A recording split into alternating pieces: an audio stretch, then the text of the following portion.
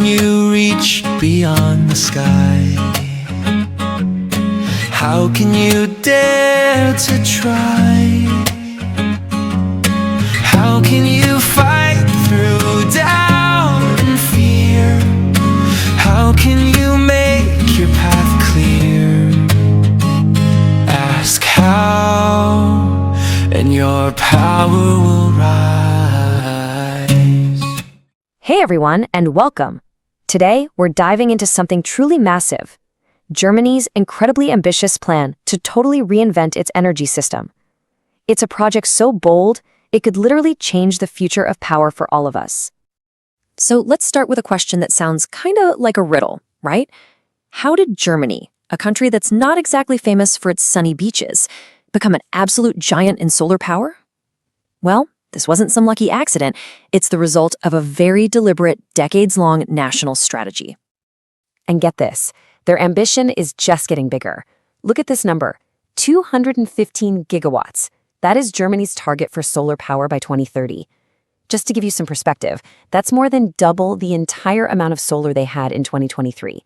We are talking about a goal on a truly epic scale. Okay, so how on earth are they planning to pull this off? Well, it all boils down to a super detailed national strategy.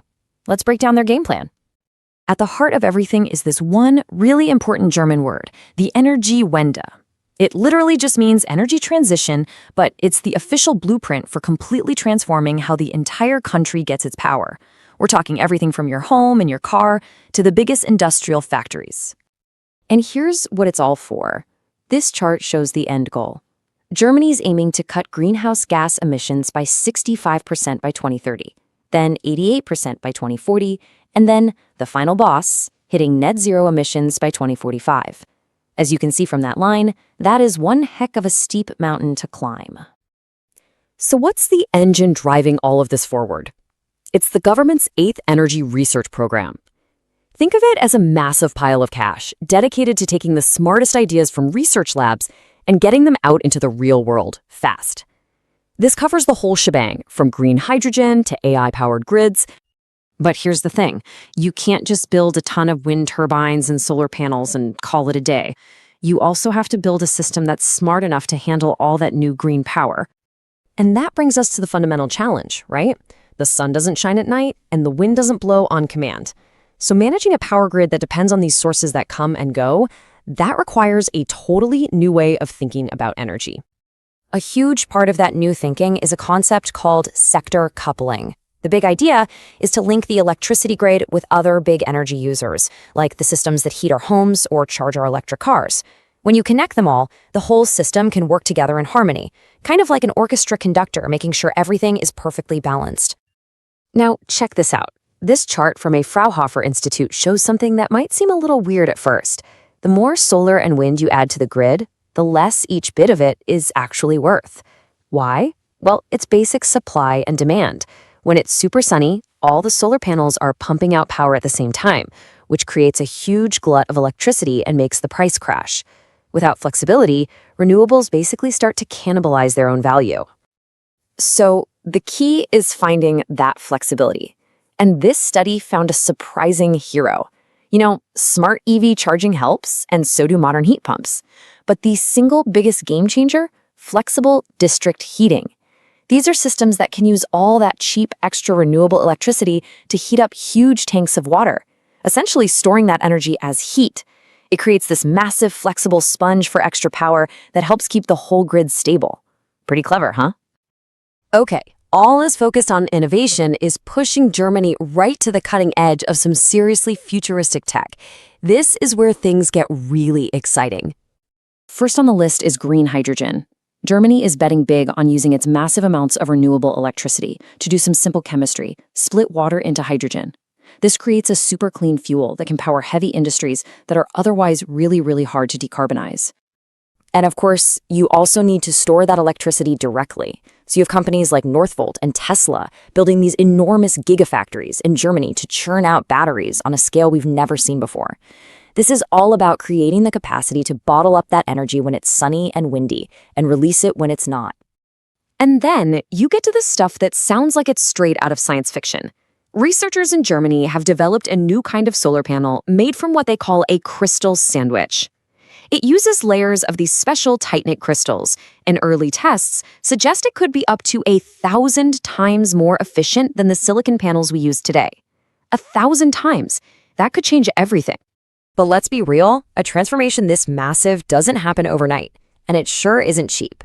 It's really important to look at the real-world cost and the challenges they're facing.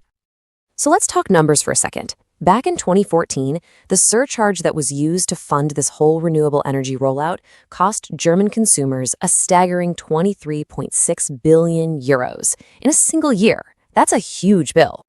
But that's only one side of the story, because in the year just before that, that very same green energy helped Germany avoid paying 9 billion euros for imported fossil fuels.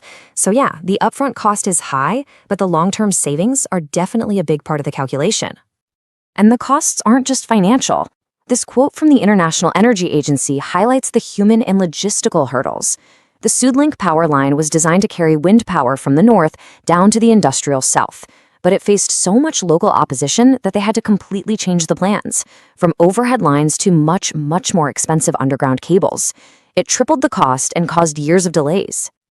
And yet, here's what might be the most incredible part of this whole story. Despite this radical system-wide transformation, the lights have stayed on. Germany's grid reliability isn't just good, it's one of the best in the entire world, and it's actually improved during the Energiewende. Okay, let's zoom out, because this isn't just about Germany's own power supply anymore. This has become a high-stakes global race to see who will lead the clean tech economy of the 21st century. And the competition is absolutely fierce. This chart shows global investment in clean tech manufacturing for 2023. And as you can see, China is just completely dominant, accounting for 3/4 of all investment. The US and the EU combined are a very distant second. This is the new economic battlefield. Which brings us to the crucial multi-billion euro question for Germany today. The country was a pioneer in making solar panels and wind turbines, but they lost that lead to global competition. Now they've got a strong position in the next wave of tech, like advanced batteries and heat pumps. The question is, can they hold on this time?